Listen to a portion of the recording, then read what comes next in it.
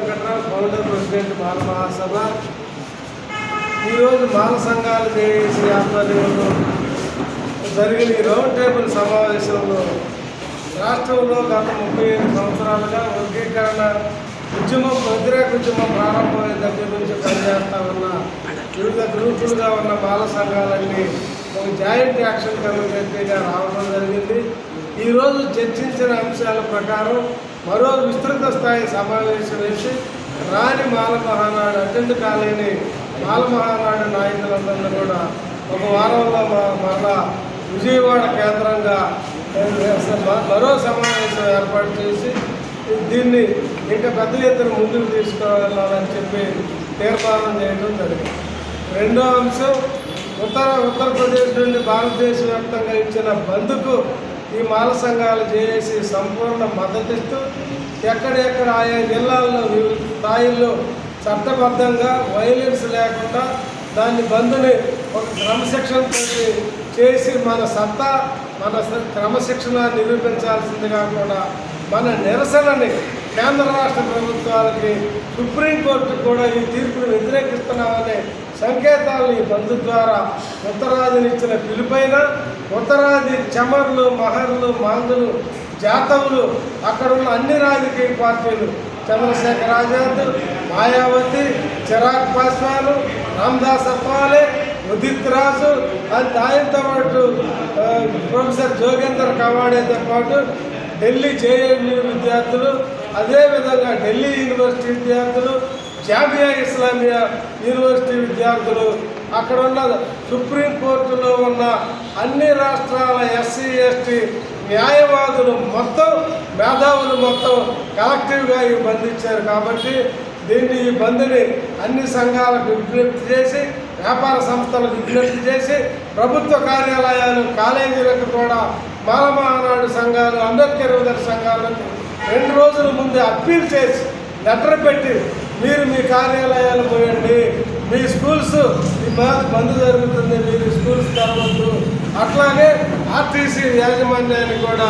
అందరూ కలెక్టివ్గా ఒక నోటీస్ ఇచ్చి బస్సులు బయటికి తేవద్దు, ఏమైనా జరిగితే మా బాధ్యత కాదు, ఇది ఆల్ ఇండియా బంద్ అని చెప్పి మనం చెప్పాల్సిన అవసరం ఉంది. ఇంకొక ప్రధానమైన అప్పీల్ ఏంటంటే గత నెల 3వ తేదీ ఈ నెల 3వ తేదీన వర్గీకరణ తీర్పు వచ్చాక రాజమండ్రిలో హర్షకుమార్ గారు పెట్టిన సమావేశంలో మాల సంఘాలన్నీ రద్దు చేస్తున్నట్టు తీర్మానం పెట్టారు. ఆయన దయచేసి ఆ తీర్మానాన్ని ఉపసంహరించుకోవాలని వెనక్కి తీసుకోవాలని ఈ మాల సంఘాలన్నిటి తరఫున నేను హర్షకుమార్ గారికి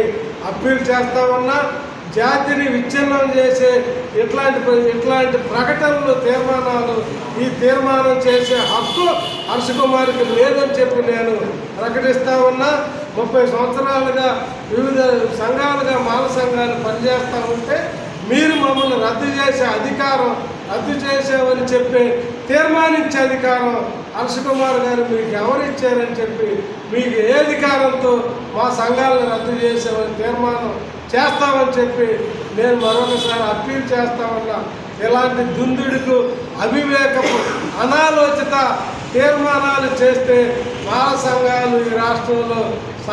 ఇక్కడ కానీ తెలంగాణ కానీ సహించేది లేదు, అంగీకరించేది లేదని చెప్తా ఉన్నా. ఇంకో ప్రధాన అంశం ఇక్కడ విధిగా సుప్రీంకోర్టు చెప్పినది అధ్యయనం చేయండి, ఎవడేమి తిన్నాడు లెక్కలు తేల్చండి. రాజకీయ కారణాలతోటి ఏదో మాదిగల ప్రాపకం కోసం ఓట్ల కోసం రాజకీయ పార్టీలన్నీ ఎగబడి మాలల్ల గనక అగౌరవపరిస్తే మాలల రాజ్యాంగ హక్కులని నిర్వీర్యం చేయాలని చూస్తే తగిన బుద్ధి మళ్ళా చెప్తాము. మాలల పంతం ఈ వర్గీకరణ వాదుల అంతం, మాలల పంతం ఈ క్రీమిలే తీర్పిచ్చిన రాజ్యాంగ వ్యతిరేకుల అంతం, మాలల పంతం ఈ దేశంలో మా మీద ఈ రాష్ట్రంలో మా మీద చేస్తున్న రాజకీయ నాయకుల అంతం. అధికారం ఉందని విర్రవీగితే ఇప్పుడున్న ఎన్డీఏ కూటమిని కూల్చేస్తాం ఇక్కడ ఈ రాష్ట్రంలో అని చెప్పి హెచ్చరిస్తూ అక్కడ కూడా కేంద్రంలో 100 మంది ఎంపీలు ఉన్నారు అన్ని పార్టీల్లో ఎస్సీ ఎస్టీ 30 మంది వస్తే నీ ఎన్డీఏ లేదు, మోడీ లేదు, కొట్టుకెళ్ళిపోతారు. 30 మంది ఉత్తరాది ఎస్సీ ఎస్టీ ఎంపీలు పక్కకు వచ్చి ఇండియా కూటమిలో వస్తే మోడీ ఎన్డీఏ కూటమి నాయకులారా మేమే ప్రధానికి గుర్తుపెట్టుకొని అంతదాకా తెచ్చుకోవద్దు, రాజ్యాంగాన్ని గౌరవించండి, సుప్రీంకోర్టు తీర్పుని మేము అంగీకరించాం అని చెప్పి ఆ తీర్పు పునఃపరిశీలించాల్సిందే, ఆ తీర్పుని పార్లమెంటు రద్దు చేయాల్సిందని చెప్పి మా సంఘాలన్నిటి తరఫున డిమాండ్ చేస్తా, బంద్ని ఉధృతంగా మా నిరసనని తెలియజేయాల్సిందిగా కోరుతా ఉన్నా. జై భీమ్.